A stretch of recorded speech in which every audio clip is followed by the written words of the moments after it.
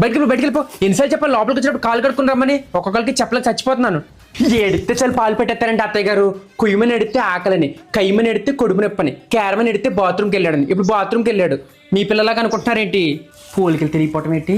కళ్ళుని ముక్కునేమో మా కన్నయ్యి, జుట్టు మా అత్తగారిది, రింగుల జుట్టు, బొగ్గు సట్లేమో మా తమ్ముడి, నోరు మాత్రం నాది. నాకలాగా బొత్తిగా నాలుగు లేకుండా అయిపోతాడు ఏంటో. కన్నా ఏమనుకోకుండా నేను బయటికి వెళ్ళి పడుకుంటావా? నువ్వు గొరకెడుతుంటే పిల్లడికి నాకు నిద్రట్టట్లేదు. అది ఏడ్చినప్పుడు పిలుస్తాను, వచ్చి మళ్ళీ పడుకోబెడదు. కానీ మగ పిల్లడికి పట్టుబడిన ఎందుక? నాకు ఆడపిల్లలు ముచ్చట తీరద్దా మరి?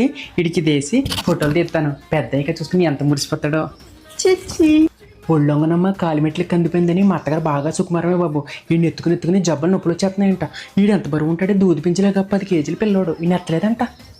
ఫోటోలు వీడియోలు తీయకండి, డిష్ తగిలేస్తుంది. ఎంత సైలెంట్నే ఈడు నాకులాగా. ఆకలితే తప్ప ఏడో. ఆవలితే ఎంత అందంగా ఉన్నాడో. చిచ్చి చిచ్చి ఏంటంటే బయటికి తీసుకొచ్చేసారు.